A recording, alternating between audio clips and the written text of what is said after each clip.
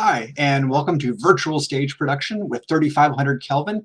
My name is Bo Jansen. I'm the education lead for the VFX program here at Gnomon, and I have the pleasure of hosting this event tonight. First, I have a couple quick announcements to make. Thank you to Lenovo for sponsoring this event. Lenovo helps us bring these free educational events to the public, so thanks as always to them. The live stream event will be archived on both our Twitch and YouTube accounts to watch at your convenience. And if you need to have a closed captioning during the live stream, please access Gnomon's Facebook page. And with that, I want to introduce our guest for the evening. We have Walter Schultz, VFX supervisor and virtual stage supervisor. Walter Schultz has worked in the visual effects industry for over 25 years, has worked as a VFX supervisor, crowd supervisor, and on-set supervisor on top projects that include film commercials and music videos. Some of his credits include Pirates of the Caribbean trilogy, Transformers Dark of the Moon, Avengers, Hugo, The Walking Dead, Game of Thrones, Midway, Spider-Man Homecoming, and Godzilla vs. Kong. More recently, Walter was the VFX supervisor and managed the day-to-day operations at Intel Studios. He served as a technical lead and introduced Unreal Engine and Unity technologies for visual effects and film at Intel. In early 2021, he moved his family to Arizona, where he joined forces with 3500 Kelvin in building a virtual production stage with advanced technology and all the latest software specs standard in any major film studio. Also this evening, I want to introduce Mac Jeffries, virtual and live production manager, designer, and founder of 3500 Kelvin. As a live event production designer and producer with over 20 years of experience, Mac has worked with many of the top companies in the world. From producing the first Samsung Developers Conference, trailblazing immersive stage production for Citrix, early adoption of mapping with Virgin and Luxottica, to establishing and developing processes for all company remote work weeks for Mozilla, Mac has been a core collaborator and key member of teams that have driven the events industry. Since the inception of LED production, Mac has been at the forefront of technology curve, designing volume productions, integrated studio build-outs. Besides Mac's work with some of the top corporations in the technology and events industry, Mac has a deep love for art and DJ culture. 3500 Kelvin has developed an outlet, was developed as an outlet for these creative expressions and has evolved into a full motion picture and commercial film production studio. So excited for the event here tonight, and want to welcome on my friend Walter. Hello, Walter. Hi, guys. Here I am. So that introduction pretty much resumes everything that we stand for. It's the first, before I even begin with the presentation itself, I want to talk about Gnomon. What Gnomon meant to me in my life, it was a real turning point because I came in to learn Maya in 1999. Alex was teaching some of the classes himself. When I came in, we started on Maya 1.0. By the time I left, we were on Maya 2.5 and on the first version of Paint Effects. So it was a real game changer for us because I had already used Elias Wakefront in Art Center for a while when I first learned. Then I worked for 5 years in the game industry and some TV shows. And when Maya came out, I decided that that was something I couldn't learn on my own. It was just a completely different ball game from what I was using at the time, which was 3D Studio Max and 3D Studio DOS in the very beginning. So one of the things that I wanted to emphasize is we have a lot of material to cover. We have a lot of amazing, incredible hardware that is today on everybody's mouth talking about what virtual production is, what it takes to put it together, and the skill set that requires to run it, because it's simply a conjunction of all these industries that had been already happening for a while, and we're talking about the game industry, the live show industry, and the visual effects industry merging together, merging technologies, workflows, learning from each other. So we're in that moment in time where these things are going to become heavier in everything we do. We're starting to trickle down already from the movie industry into other venues, because even corporate venues are realizing they can have more than just a logo behind themselves on the LED walls. So we are trying to emphasize all of these things that we can accomplish from here on. We've seen The Mandalorian. We all sat for a year during the pandemic watching the making of Mandalorian, and we wanted to be part of this. But it's not just because of the technology, it's also because of the type of workflow that allows you to work with a smaller crew and also remotely. In many aspects of the whole operation can actually be run remotely for the most part. You have some key players that you need to have on site, but today we're going to be reviewing all that hardware and everything that is involved to put this together. Bo is going to be keeping me on time to make sure that I speak enough of certain things that you guys may be curious about. I'm sure we have a chat going. You guys can post your questions there, but we are going to be addressing all the questions at the end of the session, and we can extend if we need to. That's perfectly fine.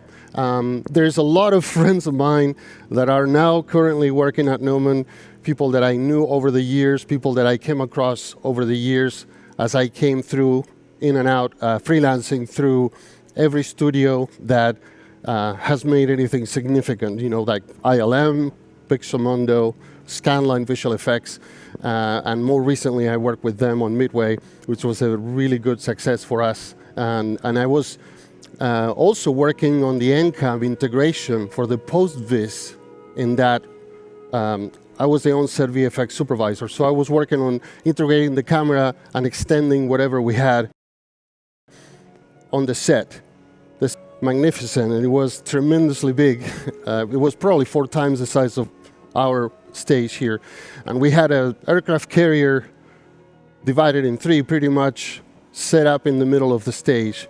And I had to extend that aircraft carrier beyond what we could see. So everything that was blue screen became the ocean, additional ships, and whatever Roland wanted to place in that particular area. So what we're going to say today is pretty much how we got here, because there's more than just technology. There is ideas that are, some of them, almost 100 years old now, pretty much 100 years old, because when the movie industry became what it is, people were already creating incredible things to give that illusion and that magic to the audience. First of all, we're going to go back to the early days, 1916, 1920. And as we go here, we can see some of these old technologies that we didn't even know existed at the time, but they are pretty much enhancing what was going on. There was actually a mobile phone in 1928. How was this possible? It was basically a radio that was connected to a wire, and that wire could be placed on a fire hydrant to ground it. And then you could open an umbrella and use it as an antenna. And you could actually make phone calls wirelessly, or semi-wirelessly in this case. The reinvention of technology happens during different cycles. Cycles of innovation. The innovation happens because all of these things are necessary for the entertainment industry and for other industries as well. After World War II, these things were improved and things became more normal. You could see sound came into the movies.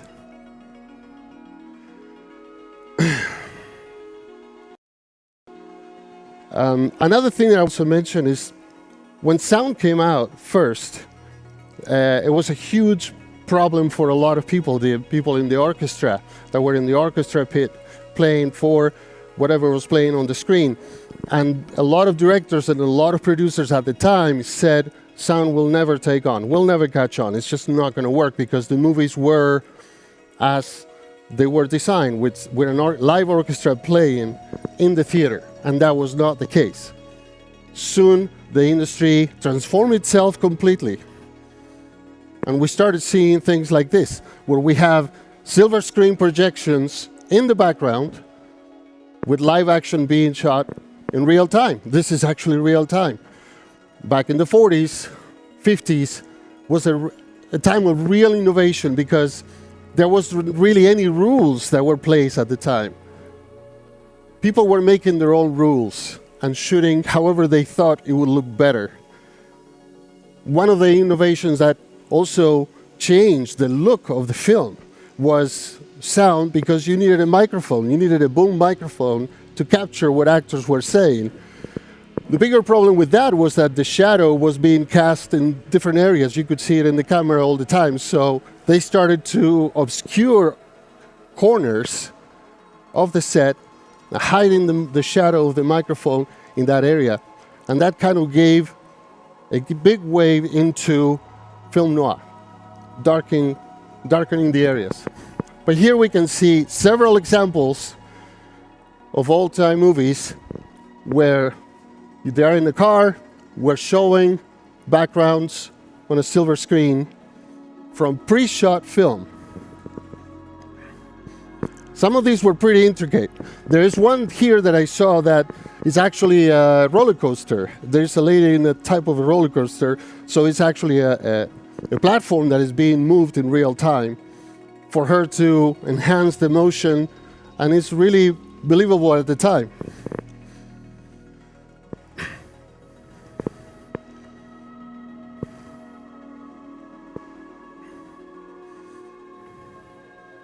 There were many innovators that came up with different ideas, and they contributed to all of these workflows to become realistic. As we moved on to the next generation, color came up and all the innovation for film. The way we know it now, a little closer to what we see it now.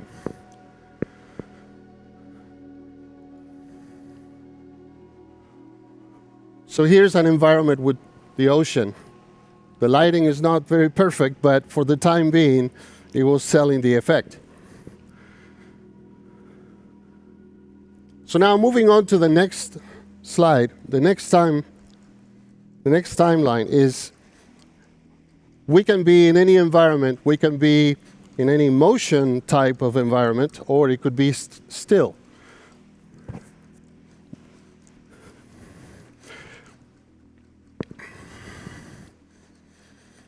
These kind of things allow us to be in an immersive environment anywhere. What we want to see now is this technology being applied to everything that we do and everything we create. There are some limitations, but for the most part, it's a time saver, and in the very end, it's also a money saver.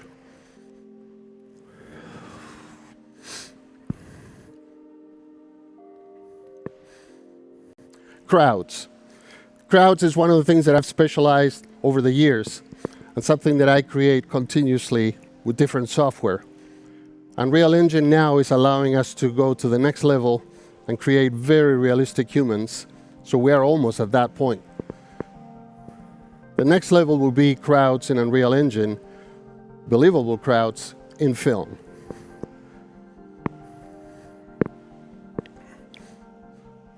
Go to the next slide, Mark. Motion.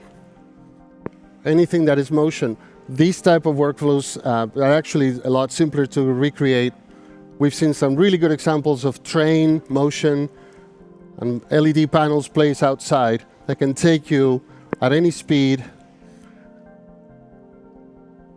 Another problem is the time that it takes to create a certain shot. Sometimes you need to create a shot during the night in which you have your crew between 10 p.m. and 4 a.m. working overnight in a cold weather situation. We were just bidding for a movie that had such an example.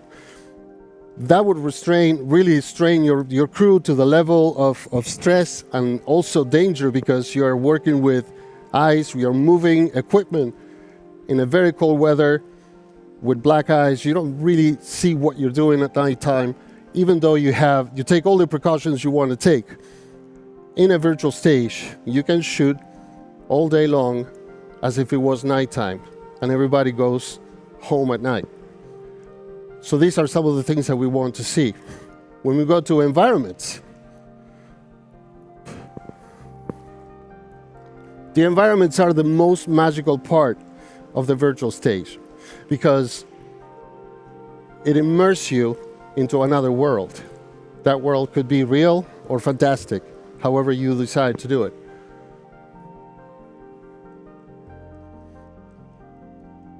We're going to be going through all of these other parts and mechanisms that make this possible. We'll come back around and view some of these workflows and what we can accomplish with this and more. Now what we're going to have is Mac talk about engineering, integration, and some of the elemental parts that make a virtual stage. He's going to start with the engineering requirements, electricity, ventilation, and other things for the building. So today we're talking basically the making of a virtual stage. How do you make a virtual stage from the ground up? Talk about the building, engineering requirements, power requirements, and then we get to what we need. Mac, you ready? Yeah.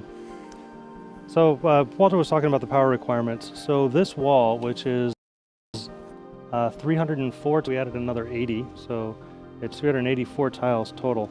We're drawing about 84 amps per leg. 3-phase power is required for this. The wall itself is 4.5 meters tall, so it's 9 tiles. Each tile is a half meter, and it's on a curve of a 10 degree at 1 meter. So that's the volume itself is about 50 feet wide, and it's just under 17 feet tall. This is a medium-sized volume, I would say. There are quite a few different types of volumes you can do. This one specifically is a curved. Some have floors, which is an LED floor, which you can actually stand on. The immersive environment can then be created around you. You can also have a ceiling, and then on our wall we have a small contributed lighting panel of tiles, which is 6 tiles by 6 tiles. That's on a motion dolly that we can move around and put it, say, like we want reflections on a certain part of a car or in a windshield or something like that. The tiles are all powered by Brompton processing, and the Brompton processor connects to these XD units behind the wall, so the wall can continue all the way around. I'm only going to stop here because we've only lit this far. The XD unit has 10 outputs. Each output controls 18 tiles. Each one of those tiles is 176 by 176 pixels. So you can imagine how many pixels is actually being pushed on this wall. So that is a consideration, of course, when you're working within your environments, because you have to build your content for these massive, massive displays. I'm going to transition now over to some of the other components that are here in this virtual stage. I might go off camera for a second, but it'll pick me up shortly. So I'm going to come over here where Travis, our audio engineer, is sitting. He's sitting behind our audio console, which this is all Dante connected.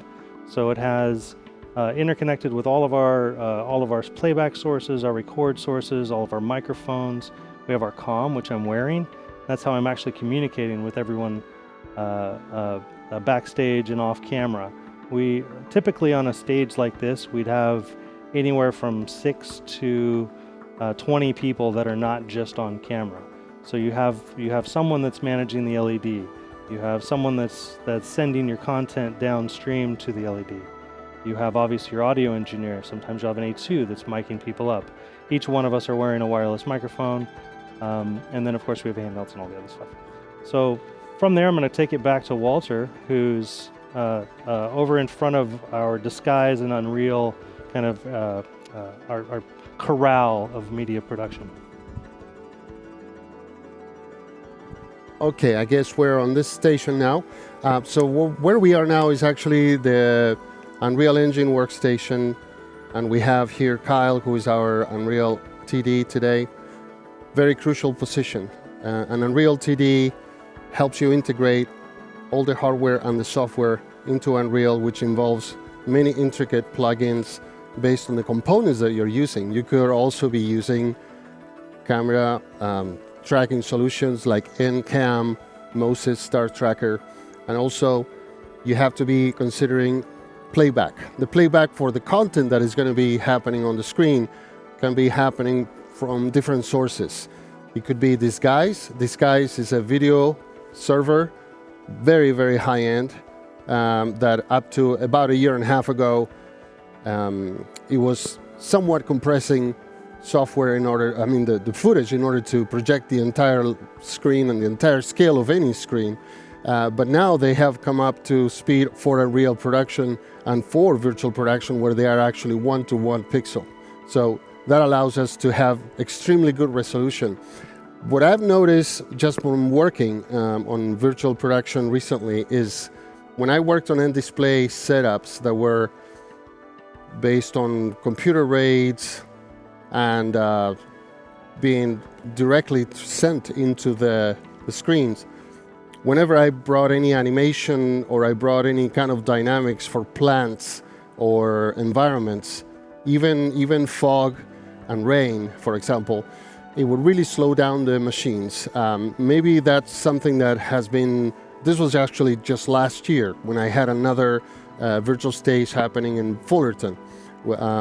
So what I wanted to emphasize is that the NDisplay could have some limitations that Disguise allows you to overcome very easily. For example, having many animated characters in the scene, having dynamics, volumetric clouds, whatever plays back properly in your Unreal Engine workstation will play back properly on the virtual stage. And that's really important. In the essential parts that we have here, we have the Unreal Engine editing station, which is basically, this would be normally my station.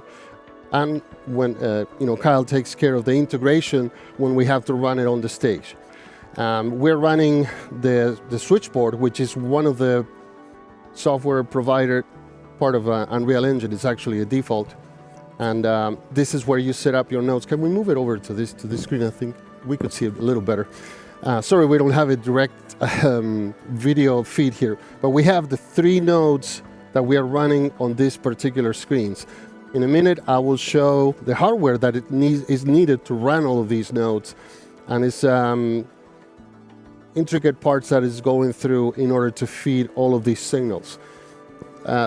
Switchboard is very important for us because, as we discovered, we are also able to run console commands that are essential sometimes to correct rendering nodes in order to display better resolution, to improve dynamics, dynamic grids for fog or any other type of simulation.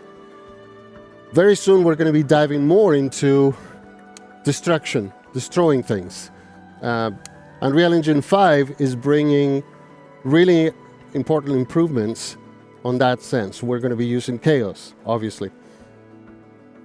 One thing that I wanted to mention that is very important is that last year, when we're talking about not just for one industry, but this is going to become the normal for many industries. Last year, Unreal Engine was certified by the United States Air Force for its flight simulator programs. So that's really a great deal because it opens up a whole other set of fields that we can approach with the visuals and the realistic landscapes that we can create here. One of the scenes that we have here, once we go back into the Unreal Engine scenery, it's a military facility, barracks, and the very basic for NDisplay and even for Disguise that you have to create is a representation of your screen that has to be accurate. It has to have the same UV mapping as your screen, so you have 1-to-1 pixel resolution without any type of warping. And we can see how that was set up in both nodes. We don't only have this node, obviously, we have to have at least one editing station, one control server, and 2 render nodes. The 2 render nodes could be 3 or more depending on the size of your screen. What we have here today is 450 tiles. We have 9 tiles high by, I think, 50 rows. We could build 3 more stages like this one. We have that many tiles, fortunately. But the important part is that when you are creating that screen in your Unreal Engine project, you got to make sure that you have one-to-one resolution to your screen. The immersive experience is a requirement for you to have that at that point. So now we're going to be showing, can we cut to the front camera so we can see the environment in the stage?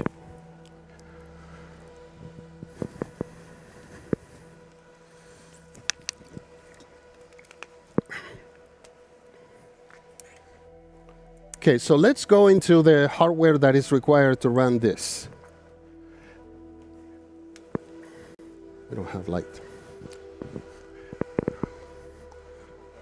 Very dark. Let's see. Light. Can we correct it a little? Up. Okay, let me do this. If you're in a stage, you always have to have a flashlight. So let's try doing this. What we have here are Brompton servers. These are particularly because they connect to all of the signal processing that is going on through the pipeline. Each one of these nodes is running about 100 tiles in our screen in this moment in particular.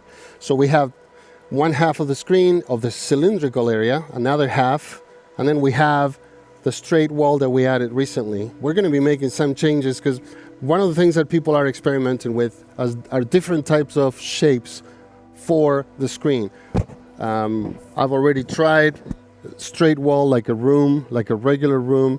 Now we're having a semi-cylindrical with an extension, and we're going to be configuring it in a different way very soon. This one that we have here is additional, and is for additional lighting contribution panels that we have set up on a rig that I'm going to show you in a little bit over there on the stage.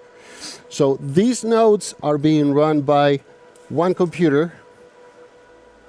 They can be controlled in which side they're going to be working, how they're going to be running, and also if you wanted to black out part of the screen.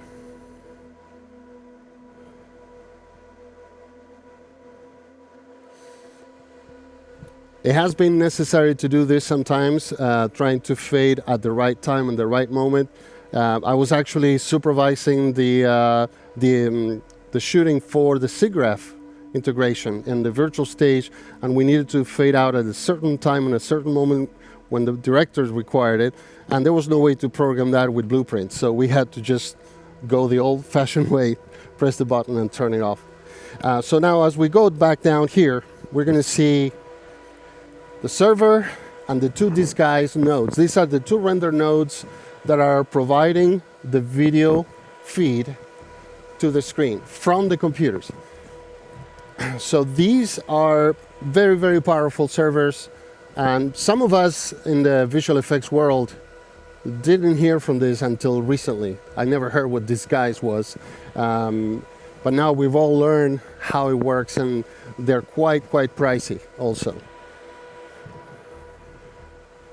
So that's the rack that is running the virtual stage in essence. Mac, do you have another section you're going through here? Thanks. Yeah, thanks, Walter. So I'm actually going to talk about one of the important things to know about virtual production is that all of this was designed initially in a CAD program. I use Vectorworks, which hopefully the camera's zooming in here so you can see. This is the actual space that we have here. So this is the curved wall. Each tile is representative. All of the rigging is representative. All the height, everything about it is there. So you can see every single tile, every piece is actually put into CAD in advance. So we know exactly what the angle is going to be. We can communicate where exactly it's going to be in the space, in the volume. And then the other important thing is that we actually export this this as an OBJ so that in Unreal they can create the mesh. And they create a mesh so that they can actually apply all of that media onto the wall and manipulate it from that point. So that's kind of where it all starts, is right here in Vectorworks. I don't know if we have a camera that can actually see these, but this is that wall that Walter was talking about. That's on casters, so we can move it around. This is the back side of it. But what I wanted to point out is that each one of these tiles, which will actually show you a demonstration of each tile and how they kind of lock together into a single tile as it looks. But this is essentially a computer behind a display. And that display again is 176 by 176 pixels. So it's pretty high resolution. RAW is probably the standard in the industry. Black Pearl 2, this is a BP2, it's a 2.78 pixel pitch. Pixel pitch is where you have the distance between center pixel and outer pixel. So that's 2.78 millimeters is the distance. One of the things to note about that is that for every millimeter of pitch, that's a foot of distance you need to be away from the wall for visual acuity. So to actually see an image in proper clarity. So this is just the small wall that we built. It was for a car shoot, so we could move it up close, get those reflections in the headlights, on the window, and we could place it wherever we want to. It has the same processing. It's all interconnected to the entire thing. And yeah, I think that's what we wanted to show on this. Do we want to show an individual tile? We can do it right here because the camera is not. Yeah. So what I wanted to show you is this. This is one of the cases where you purchase the RAW panels or most panels. This one in particular for RAW, which is the BP2s, they are the normal. They're most popular now in the industry because they're the most efficient and their processor can actually hold most of the protocols out there. This box, as you see it, only carries 8 panels. So as I'm going to open it, I want to pull one of these panels out. They're quite heavy, almost like a car battery, I would say. So showing all these parts that they have, they latch onto each other with these casters here. Once you assemble the stage, you don't really have anything in between. There's nothing holding them other than what's on the side, which is those trusses that we were showing earlier. They pretty much latch onto each other with a magnet. There's a little bit magnetic, and these are the processors. But imagine this is another consideration that any producer has to have when they're opening or creating a virtual stage, because I'm putting it backwards, look at that.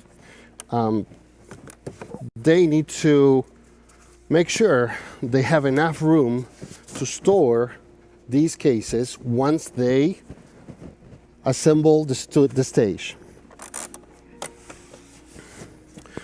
8 panels here, 450 panels in this particular setup that we have. You need a lot of space to store these cases. We have another warehouse on the other side. We're actually 1 mile south of the Phoenix International Airport. And north of the International Airport, we have another warehouse that is 25,000 square feet. This one in particular, we have 10,000 square feet in this stage where we are now. So, as a producer, you have to have that consideration too, space to store these cases. They take a whole lot of room when they're not being used at all. Okay, so we're going to go back to the stage.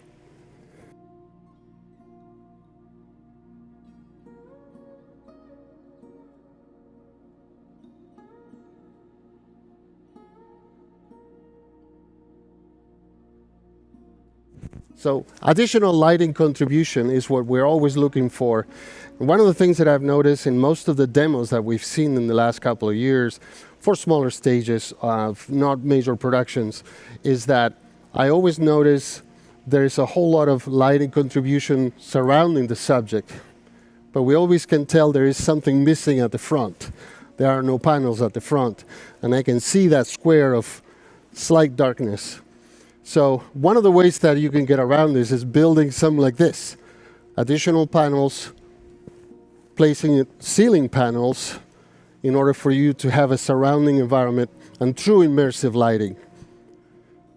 In this case, we only have a color because we have to run the processor, but you can actually run the same scenery or any type of scenery that you want to run in order to have proper lighting in front of you. This particular environment, which is a military facility, like looks abandoned to me actually. We did some shots yesterday with an actor. We did 3 different types of environments, and we wanted to go through those for you to see how it all works out together. Also, I want to be able to show this camera, so if we can cut the other way.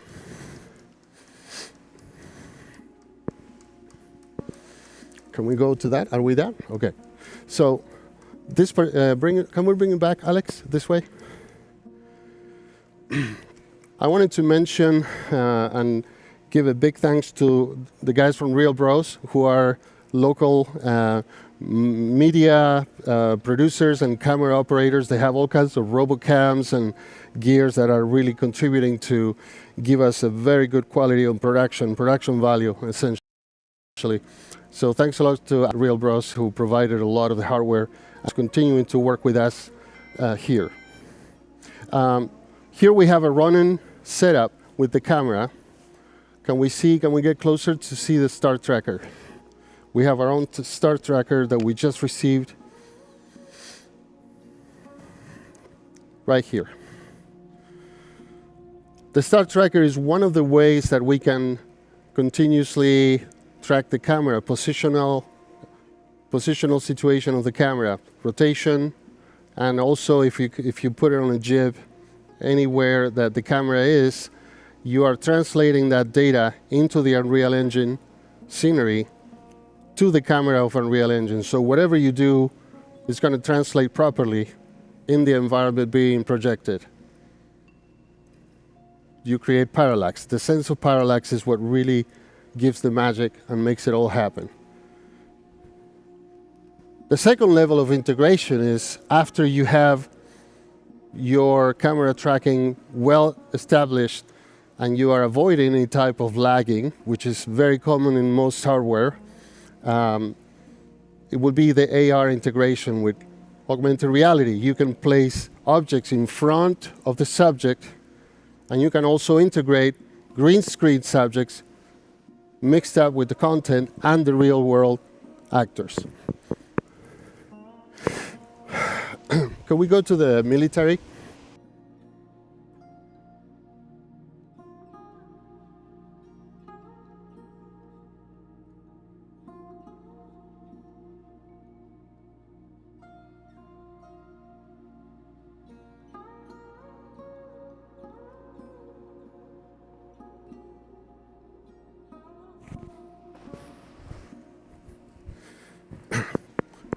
We're on the setup here. We're going to be showing how it all comes together, assembling jibs, placing cameras in a snowy environment.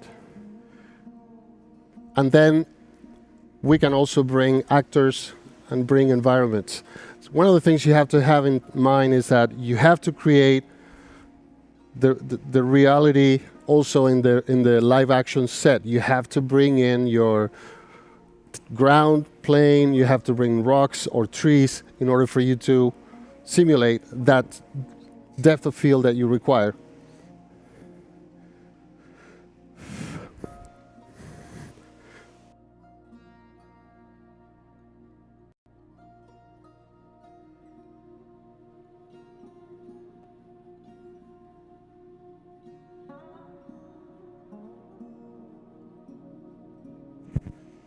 Here's something that we shot yesterday with a crew here.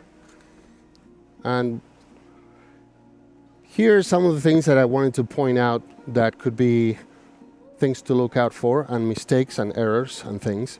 First of all, obviously, your ground plane has to be properly integrated to the content. Whatever you're showing in your content has to be an extension of that live action set. The other thing is we don't really get to appreciate it here because we're just simply using our display as a playback. You know, the virtual stage as just a playback television set in this case. But when you have patterns, you know, even in the old days we had patterns in clothing that would show some kind of Moiré effect. Here, this particular hanger has these vertical patterns that could create a problem between the camera, the sensor, and the LED itself.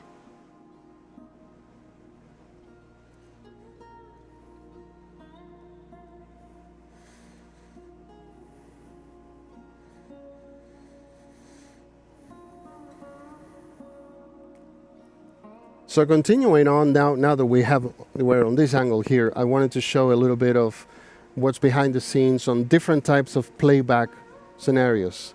This particular console is just simply for lighting that we have on the stage, so I can put additional lighting if needed. Normally for a virtual stage and movie integration, we're trying to avoid any direct light, and you have to be very aware of one big problem, which is flooding the panels with light. The LED panels and the LED heads are slightly glossy and they reflect quite a bit of light. So when you're lighting the subject in the live action area, you have to be very careful not to flood the scenes with light. It's a problem that it's a real, especially if you have harsh sunlight coming from any direction. We've been in situations where you have to remove one of the panels in the middle of the wall if the sun is coming from that direction, from the back, in order for us to place an HMI light and create the proper lighting on the subject. And so as we move on to the next part of the playback integration, we have something called Millumin. Millumin is another way of playing back on the stage, which is what we have here now. This is simply video playback and does not take any kind of 3D data, any kind of 3D camera integration. This is simply video playback that allows you to move things on the stage in real time. Quite efficient.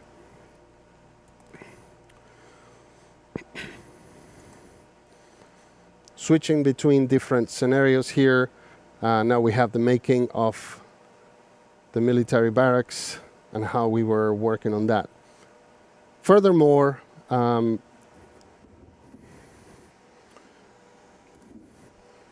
we have switches. These are mostly used for multi-camera setups. This is how we are able to handle our setup today. Different consoles allow you to fade in or cut in between different cameras. These automatic joysticks allow you to control these robocams that we have here around the stage. You've seen quite a few of these actually today, and you can zoom in and direct them as you need.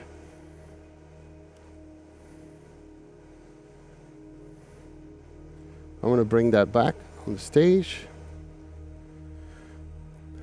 And then finally we have different methods of recording, because obviously the client wants to have their data in a proper media, and these are different types of recorders for different cameras or a conjunction of them, and these are the switches that we use. Let me see if we can get a little more light. We need to emphasize this one. These are the switches that take care of this part of the operation. So this is pretty much the final output. This is where it all ends, and the hard drive that the client takes with them. And at the end of the day, they got their shot. They wanted to go to Paris. We placed the background. We did the shots, and they never had to leave the stage. We have several switches and power supplies. So most of these things are normally not necessary for a movie production per se, but in certain cases they could be useful. They're mostly used for corporate shoots where you're required to have several camera cuts and things like that. But again, we're going to be seeing a lot more integration on these technologies anyway.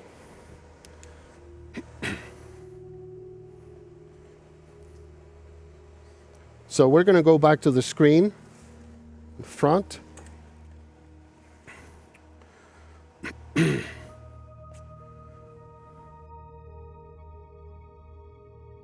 Our nodes are being set up.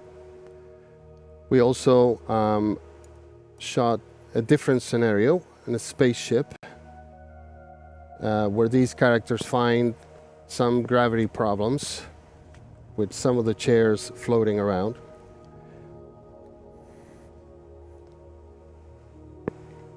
So one of my recommendations is when you are going to be lighting the live action part of the virtual stage, always try to do that first before you bring any content to the screen, like so. Look at the screen and see, the actual LED screen, and if you can see that reflection, I think you can actually appreciate that. Now let's try to zoom in so we can see how the light is reflected on the LED panels. We can see it. There it is. We can see it. So this is where you are trying to avoid at any cost, and there are different ways of doing it. I know I moved it on purpose, so I'm bringing that back. So yeah, everybody here is cringing because they're like, we don't want to see that. Of course, but as a VFX supervisor, that's one of the things we need to look out for. So I recommend always light the live action set first, trying to minimize this. This is going to happen no matter how you light it.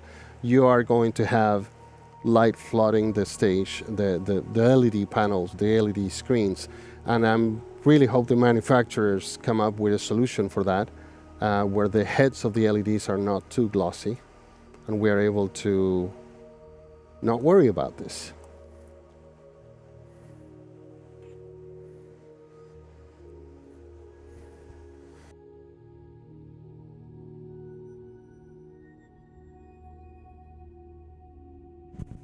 All right, so we wanted to move on to Q&A, and if you guys would like to start revisiting some of these areas that we have.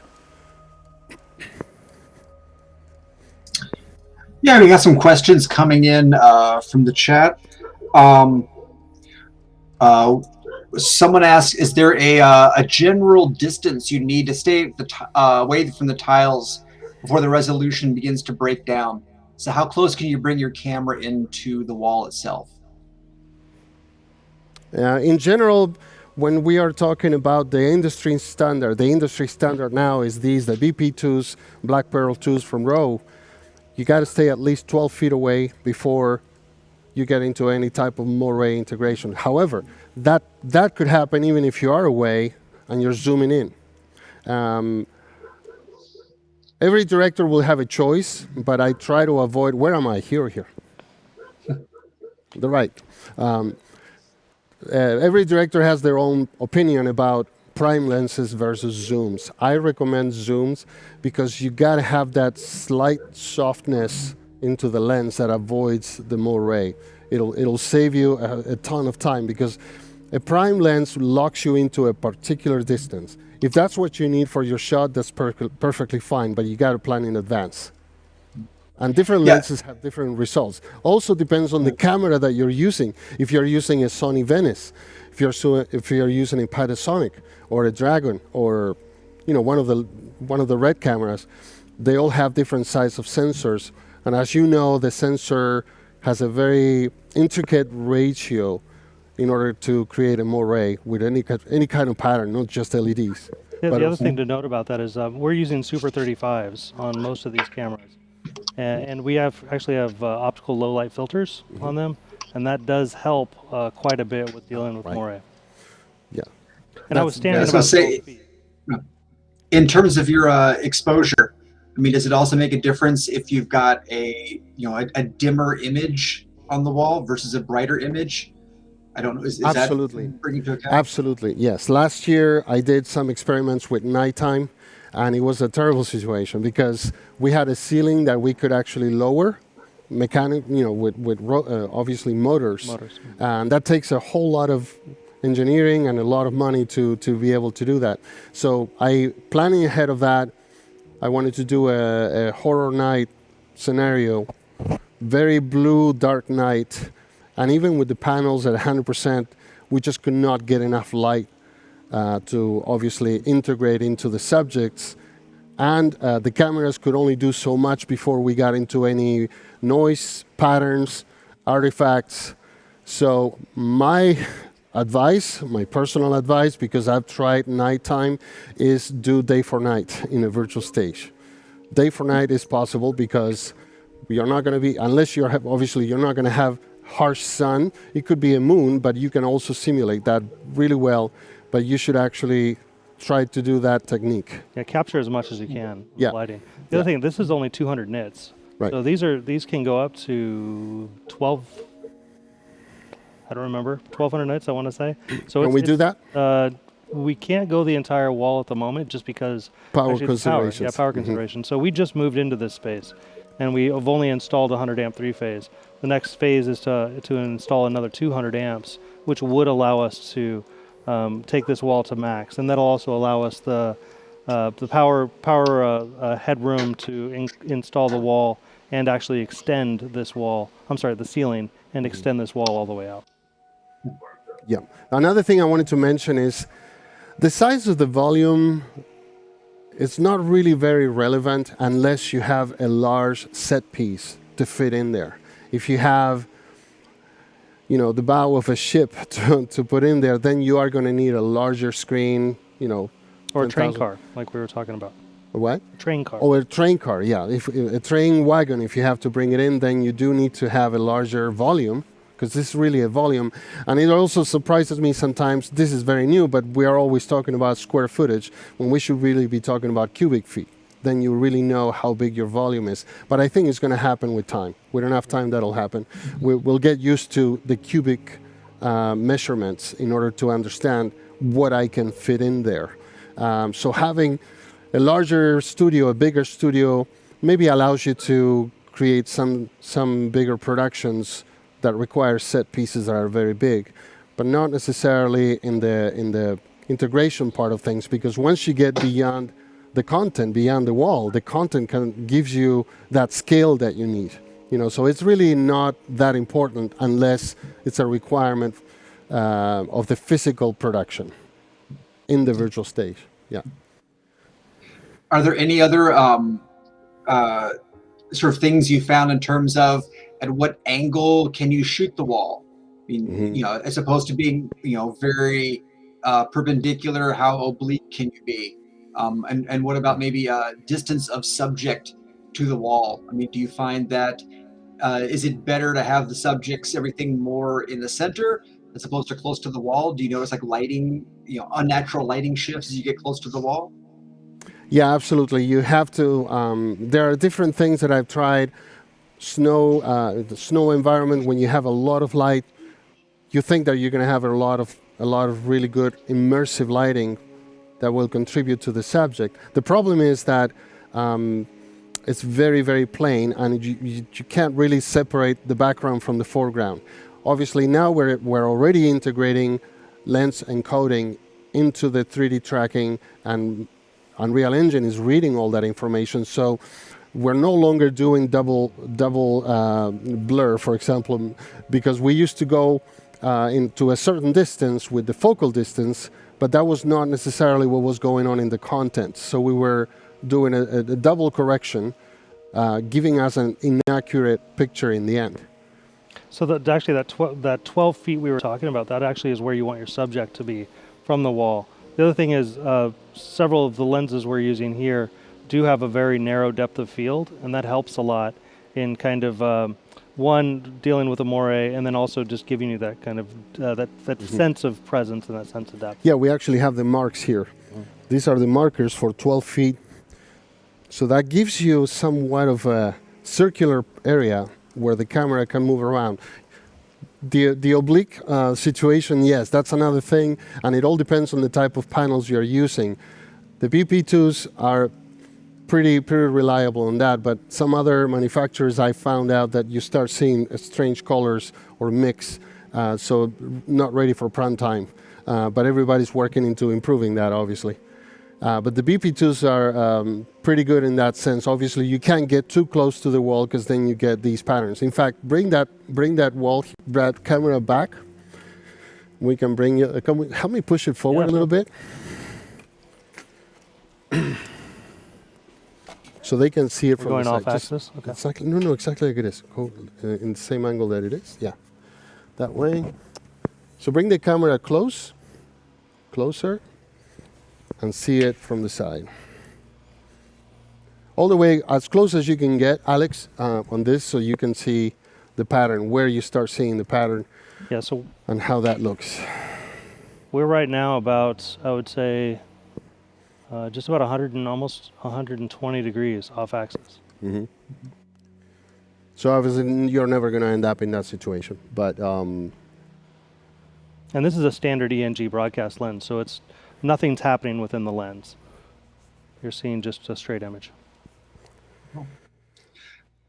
The other thing that I wanted to mention is floor tiles. A lot of stages have brought in floor tiles. Those are pretty much the same tiles that you're seeing here, but they require an acrylic layer that is quite pricey per tile. When you multiply that, it becomes a whole other part of the budget. And that also helps you integrate lighting from below. In only special cases, mostly music videos is what I've seen. Can bring it back now. Cool. Wanted to ask about syncing the camera to the LEDs. Talk about frame rate. Yeah. Do you have some kind of a master Genlock system that has to keep everything from strobing? Yeah, everything is Genlocked. So cameras, wall, playback sources, switching, every component all the way down the chain is synced. And that's important because you will see that. So everything right now I think is at 2997. That's camera, that's disguise, that's E2, that's Brompton, that's wall. So everything is synced at that same frame rate. So the other thing I wanted to mention on that sense is that Brompton Technologies is trying now a new multi-layer way of shooting. So they're basically flashing whatever content you may need in order to get the right framing. For example, you need to have a green screen, but at the same time you want to have your content being displayed. It's doing that in between frames, and it's actually flashing all of that. It's very hard on the eyes, so I don't know how useful that could really be, but it's one of the things that can be done. You can be shooting the action on a green screen, and in between frames at the same time you're shooting it with the content, so you can enhance it or replace it later. Are you talking ghost frame? So that is also something we can do at 120 hertz, send two 60 hertz signals that are totally different. Yeah. I wanted to also mention, and actually let's replicate this. So the tearing, so one of the things is we're using Malumin right now. We have Malumin in disguise. Actually, right now this is Unreal, but we can take it back to Malumin. And one thing you'll notice is Malumin is really, it runs off of a single MacBook Pro or MacBook or iMac. This is an iMac Pro. So we're going to put up some content that's I would say put up the city content. And you're gonna see the actual tearing. So the frame sync doesn't line up perfectly when it's playing back, and that's not happening anywhere else in our workflow. It's just happening with the Malumin. And as soon as they get that up, there we go. You see actually right here. You can see it's not syncing. This is the separation. So each of those processors that you saw, each one runs a 4K signal. So those are SX40s. So the 4K signal ends right here. And you can see as it's playing back, you can see that tearing. I don't know if you can see it on camera, you probably can. But you can see it as it scrolls, the left side is kind of trying to catch up. Now disguise is a much more stable solution. That's why most volumes use disguise or something like a Silver Draft RAID or a cascading render nodes, because everything will be synced up, everything will be working on that same content, and it'll replicate correctly. So you won't have that in your camera. Yes. Awesome. Great. Someone asked about the tracking system and camera. How do you handle camera tracking? Camera tracking, we're currently testing Moses Star Tracker, which has become one of the industry standards. We tested NCAM a few weeks ago, and me having used NCAM on Midway for set extensions, I was very familiar with the system itself, not so much with the calibration. So we're trying to evaluate. They're all pricing-wise pretty similar. We're just trying to see what works best for our environment and our setup. I think Star Tracker looks like a better candidate right now. Yeah, we did like NCAM, I think, specifically because it's not tied to a location. Right. You can calibrate it to your environment. Whereas, I don't know if we can get a shot of this, Zach, but if you can take a shot of the ceiling, you could actually see the star field up there, which they're reflective stickers that are on the ceiling. I will show it. Okay. So I'm going to bring the light here. You see it? This is just a small star field, but you can see the little dots up there on the ceiling. Not sure if you're able to see it. Oh yeah, well they look like dark dots. It does not reflect my flashlight.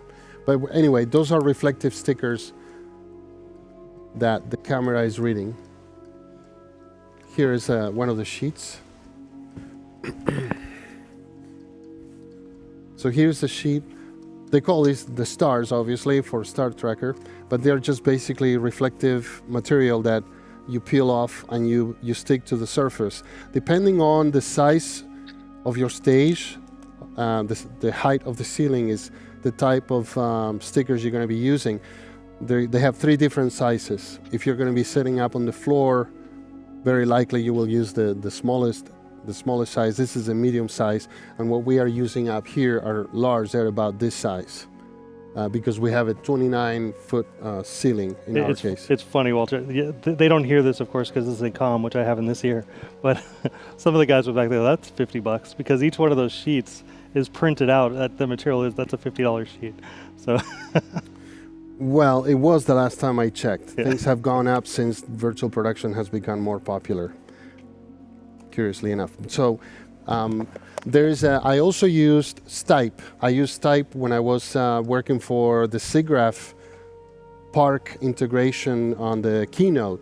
And it was pretty much the same system. It has an infrared camera that is reading the reflective stickers and reads the algorithm that way in order to find the positional awareness of the camera, and that's translated into Unreal Engine.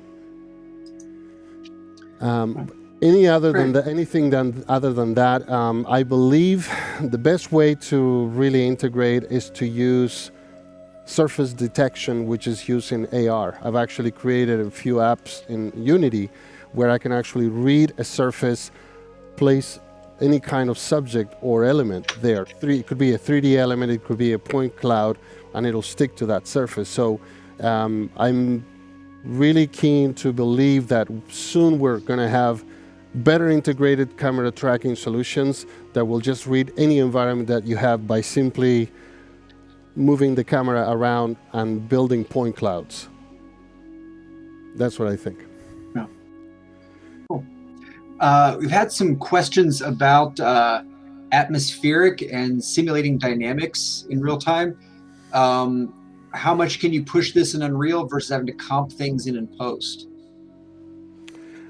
Yes, and that's a very, very good question, because can we go back to the shot of the very first shot of the mountain with the clouds going over it? Go back to the start of show. The intro. So what happens there is that when you have this type of clouds or some kind of noise pattern on the screen, it enhances the likelihood to get Moiré effects or artifacts. So every case is different, and you have to obviously test it exhaustively and to make sure that plan your shots ahead of time and try out what's going to happen, because it may look really great in Unreal Engine, but once you use a particular lens, it's bringing artifacts. Lighting has some to do with this, distance to the LEDs, and also the size of the pattern. You know, the pattern in the cloud or the volumetric cloud in this case. It could also be snow, being very small particles in the screen. They can create a lot of noise, undesired effects that you don't want to see in such a dynamic simulation. So if the element looks good in Unreal, I assume you have to work in a testing phase, so the client can come by and say, hey, here are my clouds. Is this going to work with my current lens, what we want to do with it? I assume you have to have this sort of rehearsal period on the stage. Yes, definitely yes. Yeah. And this is one of the things that there's no general rule for that, because it all depends on what the director wants to accomplish, the type of lighting they're using. If it's a volcano and it has a red light, maybe too much red, it's creating some kind of a pattern. So definitely you have to set time in your production to test the shots that are going to have some kind of cloud, noise pattern, volumetric, smoke, or anything like that in the content side of things. Now, here's the other problem. You may also have a situation where you need to have the content to show some kind of cloud or volumetric type of dynamics. You also want to have that on the set. So then you're actually duplicating your likelihood to have problems. So make sure you talk to your special effects supervisor and keep track of the percentage that you're going to have. Because if you want to have, counting the fog, that you have in the content beyond the LED and in the live set, you tell them, I want 15% fog or 25% fog, And at what and point try different levels. Yeah. And yeah, also the distance has something to do with that. Because everything here is emitting light. Everything is going to reflect in that environmental. I think also it's important to note, you're talking about the testing periods prior to, but then also on set when changes have to happen. There's a render, there's a render workflow. There's an amount of time that people need to be conscious of. Yep. Right. Yeah, that was another question that was someone asked about using practical effects on stage, like physical fog. Are those, you say those are, more potential for artifacting?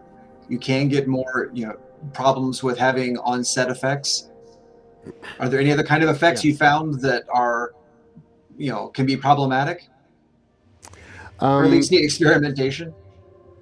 One of the things that I really like is creating snow with AR. So when you have a Z-depth awareness in the camera and a subject is in the middle, but there's actually snow coming behind him, he's occluding part of the snow, but part of the snow is also in front of the subject. AR integration is really the next level where we're going to be able to accomplish these effects without putting the LED, and it's going to look on the screen that is in the live action area, but it's actually AR. So that's something that I experimented with. Awesome. Works. Very cool. But again, that'll be on our next presentation. We'll dive more into the parallax, the AR integration. There are some examples that I would love to share with you, but I don't think I'm able to because obviously contractual situations. But I've run quite a few experiments and I've supervised quite a few experiments, particularly last year during the pandemic, for major studios. And I can actually say we did one in particular where it was entirely a green screen room, no bigger than a regular room in a house, for a major studio. And I had some kind of a subject coming out of the closet, but there was a living room, a glass door, a glass window, and a balcony beyond that. So there was a subject standing between the sofa and the window. None of that was real. It was entirely green screen. But this subject came around and was able to move around the room as if it was part of the set. But when we turned it off, it was just a green screen room. All AR integration in Unreal Engine. Not that Unity is any different. We can accomplish the same type of things with Unity, and I'm just waiting for someone to ask which one is better, Unreal or Unity? Because that's the question, right? It all depends on your tools. It depends on the type of talent you have. You may have programmers that have a lot more experience in Unity. Unity is very lightweight. When I create apps for cell phones, I create apps for normally proof of concept. I created for a few major films where, in order for me to show the possibilities of an AR app for the film, I created some prototypes. When I created the same type of mobile app with Unreal Engine, the footprint was 100 times bigger. So if I was creating something for Unity, on Unity, it was about 21 megabytes, give or take, 21 to 25 megabytes that I would load on my cell phone. If I created that same app in Unreal Engine, it was 250 megabytes. So we're definitely not ready for that. That'll be probably when 5G is fully implemented and we have 1 terabyte on our cell phones, pretty much. Yeah. It will happen. I mean, we're going there. Yeah.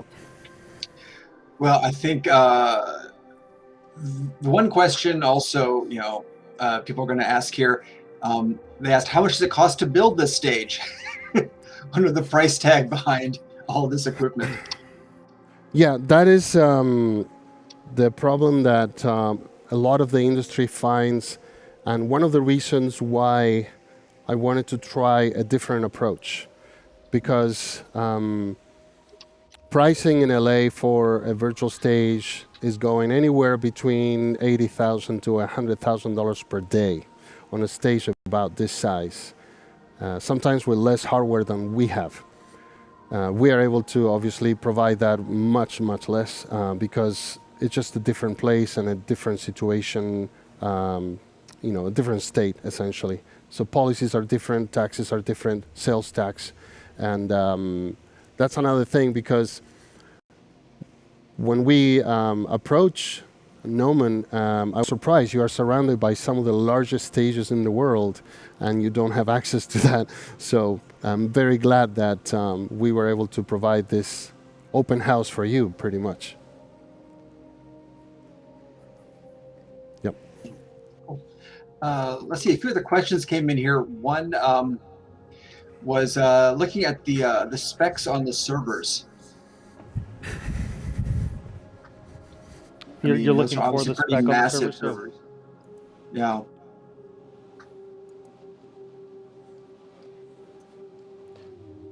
So they have these RXs have RTX 8000s. Is that right? Quadro.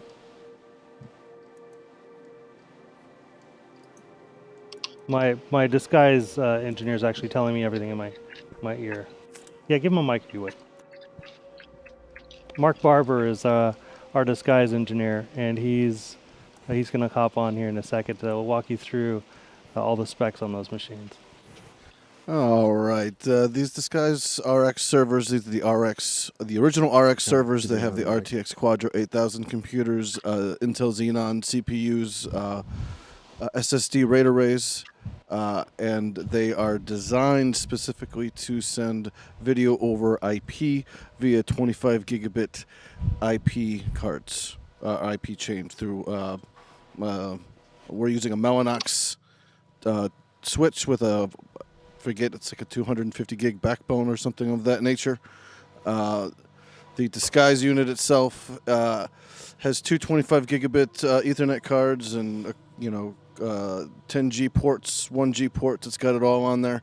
They can be upgraded to 100 gigs, and they utilize AMD Radeon graphic cards to push out that video from the disguise server.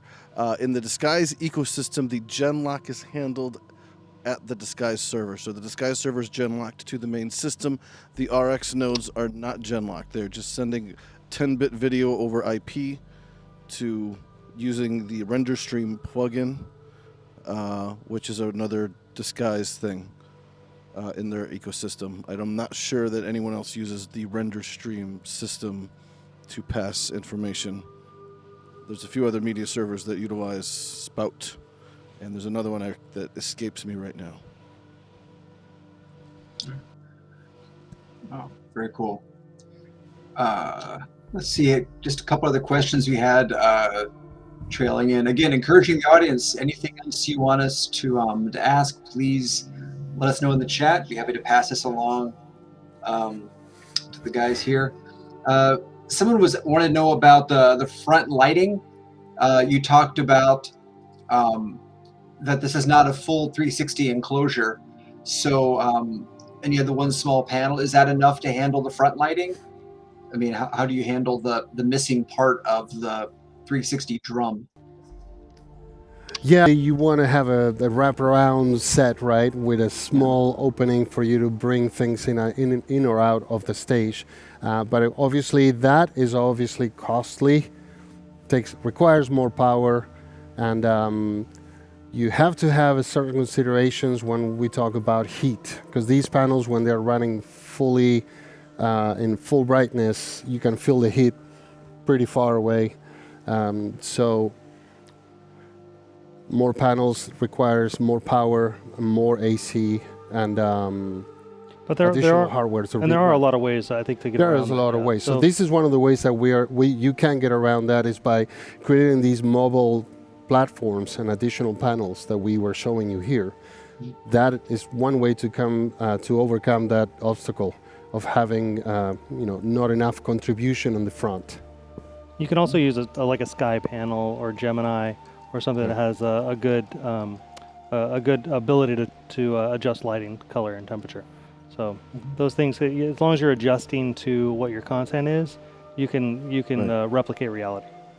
So another thing that I tried when I was having a problem with flooding the panels with light, I was in a jungle situation, shooting a soldier that was lost in the jungle, and there was a tungsten light that worked really well on the subject, but it was flooding the entire side of the panels. On the monitors, it was actually not showing. It looked amazing on the monitors, but the footage was actually showing this tremendous flood of yellow light on the panels themselves. I came up with an idea where I compensated the light to the negative of that color. So there was a lot of yellow and red. I created something in Unreal Engine that was actually subtracting that much light. And even though it looked kind of weird on the scene, the final result was okay. But obviously, a flag would have solved that entire problem on the side of the panel. Yeah, that would have been it. But we couldn't see it. We really couldn't see it. It's very important that you review your footage after you shoot it in the proper manner, not just the monitors. The monitors fool your eye. It looks great. There's very high contrast. Even if they are expensive calibrated monitors, I would still go back to the footage, because we, as visual effects guys, we can see things that sometimes other people don't really detect. Yeah.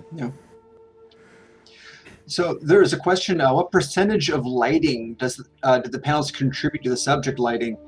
I'm assuming that depends on your scenario, but do you find that in most situations you do have to augment the panel lighting with, they're in like regular set lighting? For key lighting, I think it's important to have something that maybe is a little more intense, just so you can get that true sense of say the sun. It's really hard to emulate from a LED panel. If you put the sun on an LED panel, it's going to be the same temperature as the brightest white anywhere else on that tile. So having something that would be brighter as a key light would be a way around that. So yes, sometimes though, there are quite a few volumes that do 100% of their lighting from LED. Just because you're trying to replicate your environment in 100%. So if it's an overcast sky, for instance, it works great. But the LED themselves, remember, the LED themselves are always diffuse light. Always diffuse light. So you're not going to have harsh shadows from them, no matter how bright they get. So you are going to have some other solution. This is one of the things that I mentioned, that I've seen studios that normally remove a couple of panels from the top. If the sun is, whichever direction the sun is coming from, they remove a few panels, and we put an HMI light through there to get that harsh shadows that you want without flooding the screens. Yeah, I was going to say, how harsh of a shadow can you make if you basically have a dark section of your screen with one bright spot, how hard can you cast a shadow from the LED wall? Not very much. It'll be there, but it'll be diffuse, and it also depends on how much lighting the rest is contributing. Because if you're expecting lighting contribution and at the same time trying to cast a shadow from the brightest area of the screen, you can brighten up the entire screen or a section of it. It's really not going to be much. You're not going to get a hard shadow ever from an LED screen. You got to have another method. Sometimes, again, in between the ceiling panels or on the set itself. You can just bring it in if it's not in the view of the camera. Cool. Very localized light. The lighting we have above us is very harsh. It's not this one is diffused at all, so that's where we're getting these shadows. It's not ideal for today either. No, it's for a different setup. But it's what we had at this point set up. Yeah. Someone was asking if you can synchronize the panels with set lighting and a dimmer board. So how much can you work the LED in conjunction with on set lighting? That is a very good question, and it's very timely because the latest version of Unreal Engine 427 has a great way to integrate DMX directly. You can also use external surfaces like OSD or any other type of media or DMX console to create that. There's also a couple of ways of installing plugins that create immersive lighting. So the immersive lighting would be connected to, these are Robies, these could probably also work. As long as the LEDs can change colors and read the DMX signal, you're able to contribute lighting that will allow you to integrate to that background that you're projecting. So it is possible now more than ever in 427. 427 has all the tools for virtual production that are going to be in 5.0. I got this from a very good source, David Moiré, who I saw recently. So 427 is the best version that we should all be working at this point until 5.0 is ready for release. Because all the same tools that we are working with will be on 5.0. I'm already using 5.0 here on an experimental basis only. Yeah, wow. Had a question. Someone wanted to know about working with the ground. What are some, I'm sure, again, it depends on the situation, but what have you done to work to integrate the ground in with the wall? Meaning like foreground and physical ground? Yeah, the physical, the physical, what you're set. looking at. Yeah, the physical set. When I was working at Intel, it was not my decision. It was made already before I came in. But even though it was a virtual stage, it was a different type of virtual stage. It was not an LED stage. It was a volumetric capture stage. So we had a dome that was 10,000 square feet, and we had 100 cameras taking pictures, kind of like the bullet time, same thing. And they were streaming 120 frames per second per camera. So we created a Western set with facades of Western buildings, like a Western town, and they filled the whole stage with actual dirt. And we had horses running around, so all that dirt got into every piece of equipment that we had, and we spent months trying to clean that up, and we ended up replacing the cameras, replacing the equipment because of age and being able to afford bigger things before we could actually clean that up. So obviously, in the physical set, as a VFX supervisor or a virtual stage supervisor, make sure you talk with your special effects supervisor to make sure they're not using any type of actual dirt. Snow is normally simulated with a special kind of foam. We don't want any kind of sticky surfaces onto the panels. Each one of these panels is anywhere between $3,500 to $4,500. So depending on who you buy it from or who your reseller is. Also, it's depending on the demand that there may be. So you got to make sure that you work with your special effects supervisor to make sure none of those things are utilized on the set, because you can damage the equipment very easily. Yes, I remember seeing that Western scene. It looked nice, have all that dirt there, but yeah, you have to vacuum out all the equipment for all the dust. It was early on 2017. It's like, wow, virtual stage, let's see what we can do. And they wanted to make it as realistic as possible, and that was a big mistake. Everybody learned from that mistake. I will say there are both indoor and outdoor panels.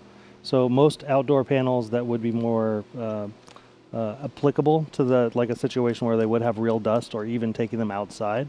Like, you can take an LED wall like this to a location. So if you have something that's immovable and you need to recreate some type of background environment, you can build them outside in a different environment. These ones you cannot. These are indoor only, but they do have indoor-outdoor tiles. And you can run enough power on location to, all the... Yeah.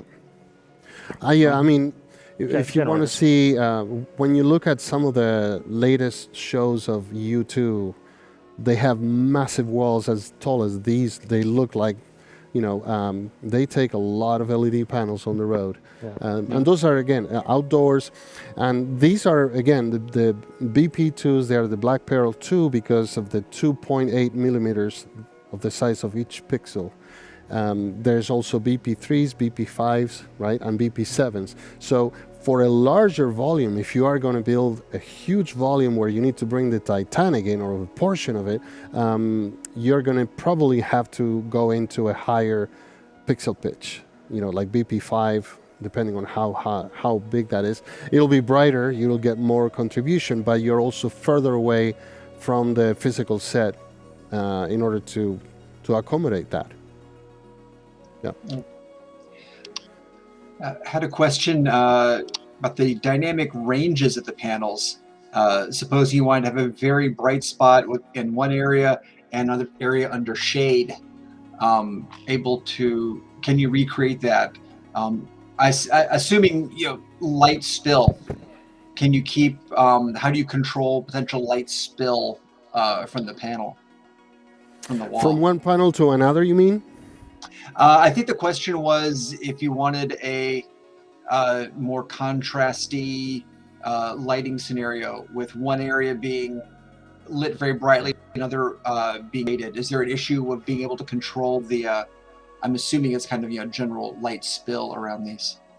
You are able to control the lighting from one end to the other. You are able to create some kind of a curve to see how bright, even though it's the same projection that we have in the entire screen, some of it can be brighter than the other side. You can choose to do that too. Also, I mean, one of the benefits of LED, obviously, is it's the only way you're going to get true black. If you turn off the LED 100% and have no other contributed lighting, that's somebody black. to sometimes. And also each pixel is surrounded by a shader, so you do have quite a bit of control. Actually, I think this content actually looks pretty good for that. Yeah. Cool. And of course, you're not seeing it on us because we're being lit by overhead light. Yeah, we have a lot. Let me see if we can shut down those lights there. Leave that.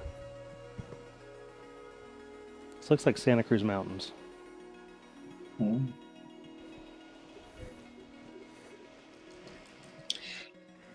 Another question came in about the setup time. How long does it take to go from an empty stage to camera ready? That's a tough question to answer because we've done it in 3 days. I would never offer that to a client. I think it was really, really ambitious of us. But typically we like to say a week, and then of course there's all the other things. There's motion tracking. You need calibration time. To build the mesh, once the wall is actually created, to build the mesh so that you can create that environment in disguise. That takes time. It really depends on the size, the scale, what's being utilized in the workflow. There's a lot of factors to that. Yeah, and even on the camera tracking alone, for example, for the NCAM, calibrating one lens could take anywhere between 1 to 3 hours. And then when you consider in a production, they may use 7, 17, 27 lenses, however many they are. So you got to give yourself a lot of time. When I was working on Midway, we had 3.5 days.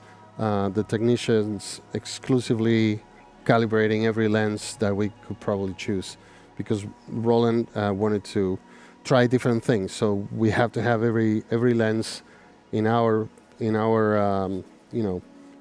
cases to make sure that they are all calibrated to the NCAM, and it's time consuming.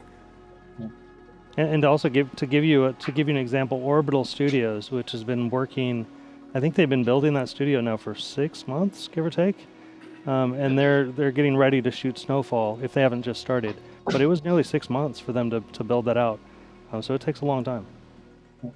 Yeah, and the other thing is the technologies in themselves we are familiar with. Now the integration of all these complicated technology is where things get a little tricky. Because we need more interconnectivity, we need more cross-training for the skill set that you have on set, in order for them to understand what the other person is giving. This type of technology can really troubleshoot it. So it gets tricky in that situation. But I know that we're very early on, and everybody's kind of learning at the same time. Very few people have more than a couple of years of experience in virtual production. So as we advance in time, these things will be better integrated, and we'll have a general knowledge, and it'll be easier to set up, especially camera tracking. That seems to me, maybe because I'm not as familiar as I am with Unreal Engine and other systems, Maya, and everything else that I do behind the scenes. So this is going to be very interesting how we facilitate camera tracking in the near future. Very nice.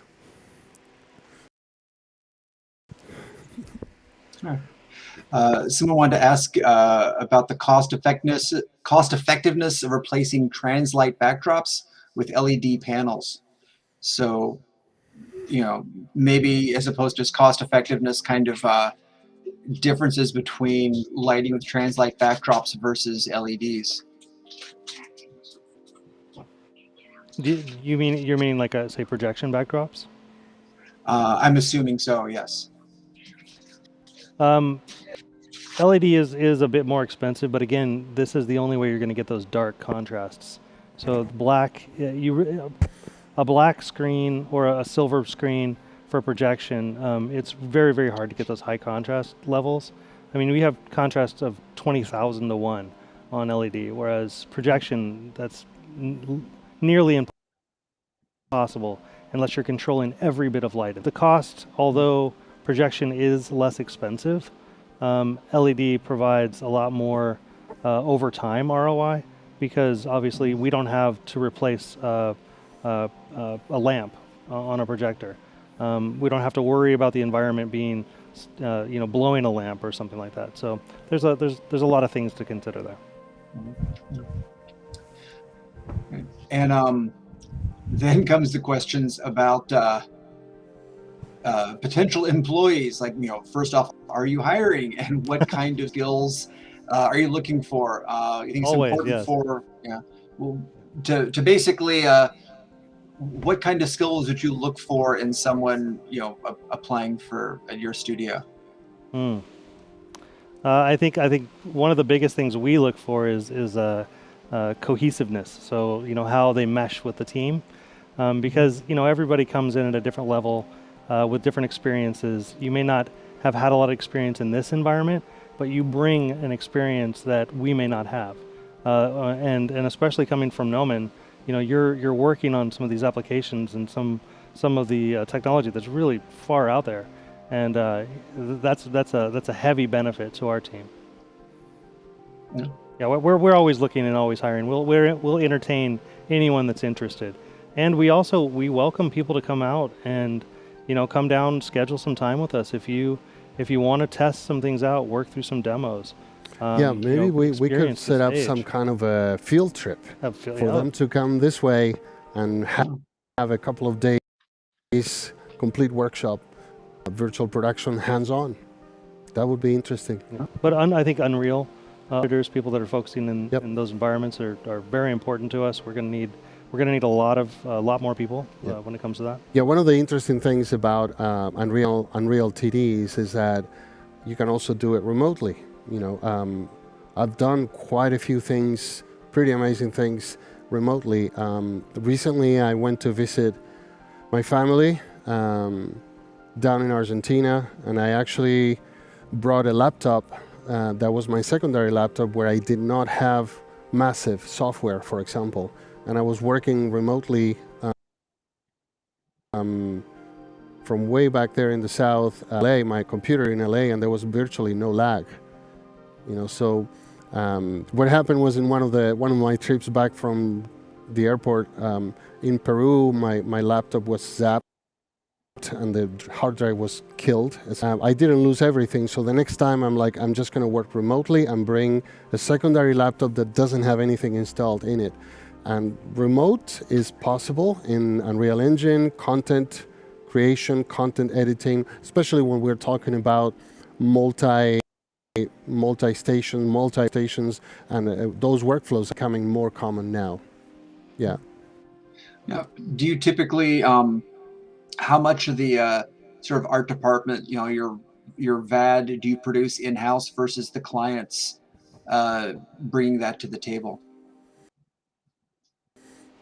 It depends on the choice. Right now, we're about to produce a video for a local band, actually from LA, but we're going to be producing it here. And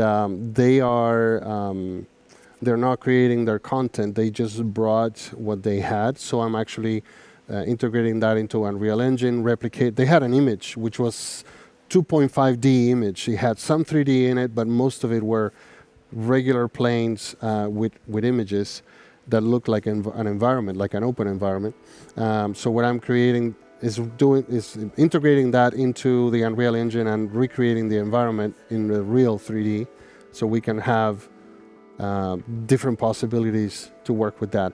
But in other cases, when you're talking about major productions, they usually bring their own content. So all we have to do is just plug it into our workflow and make sure that it works well on the wall. So it depends on the size of the production. Usually smaller productions, they don't have the knowledge on how to create an environment. We can help with that. Commercial production. Yeah. For instance, yeah. Commercial production. Commercial productions, yeah. Cool. I had a question for a production designer. So maybe not an employee that would work for you, but somebody who would work with you. What do you think is a good knowledge base to bring in if a production designer is going to engage in virtual production? Production designer. I think today, even traditional skill sets help. The traditional skills translate amazingly, exponentially better into the new technologies, right? Because when I look at some of the concept art that comes out of some of the students or all of the students at Nomen, really, I'm so impressed because now they're also able to create that directly in Unreal Engine, even if they are not going for a particularly 3D position, but they are able to create these environments. And if I understood your question correctly, what would be the ideal focus for a production designer in order to work in virtual production? I think the idea was if someone's coming in with the production, they haven't worked in virtual production before, but this is something that they think, hey, this is going to help out our shoot. This seems like the right tool for the job. What should they know coming into it? How should they be able to better engage with your studio? This is happening every day, pretty much. In fact, I got somebody from Canada a week ago. She saw me on LinkedIn and she said, you know, I'm trying to go into virtual production and I may actually get a job for a company, and I've never actually worked with virtual production. So what I did was I actually gave her the same overview that we did today with my cell phone on a Zoom call, and to just make her understand how it all works.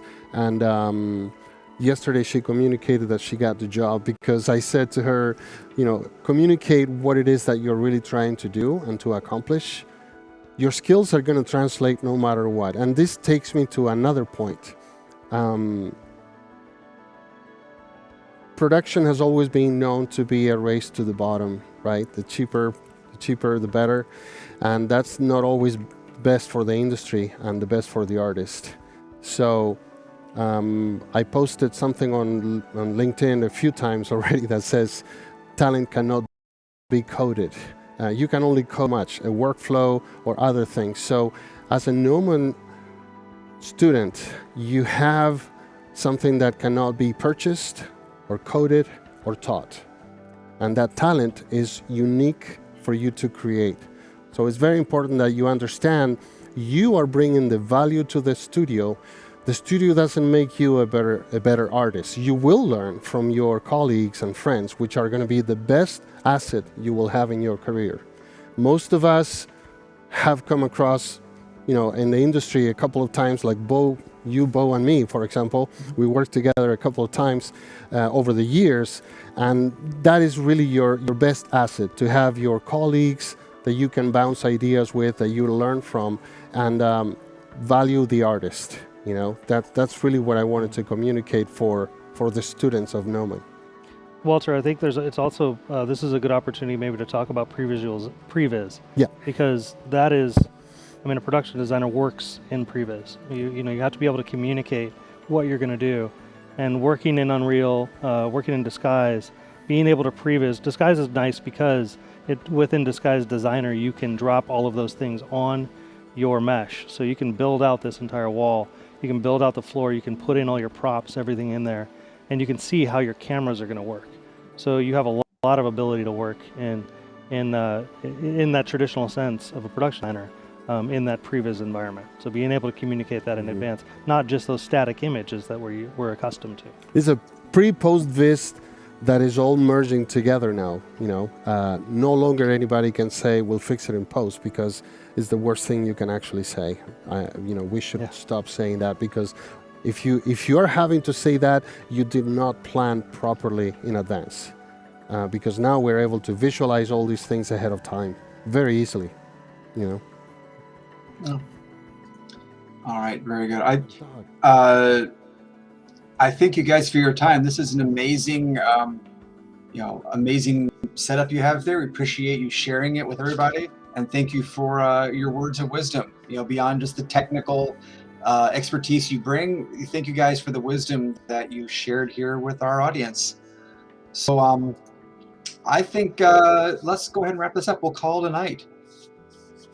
Thank you very much. Thank you very much. Yeah, it was a great opportunity. Thank you guys. For us. Yep. Yeah, I appreciate it. And as things progress, you going further, maybe we can revisit you when you have other whole another bag of tricks up your sleeve here. Absolutely. Next week. So, yeah, sounds good. Sounds good. Please. Thank you, guys. Awesome. Thank you very much, and thank you, the audience, for joining us. We will see you at our next event. Thank you, and you good can night reach out to us on LinkedIn or myself, or we have a page for 3500 Kelvin also. And it's pretty slim right now, but it's pretty slim. We're just barely starting, but there's a way to get through us. Okay. Awesome. Guys. Fantastic. Thank you guys so much, and signing off here. Good night. Thanks for joining us. Good night.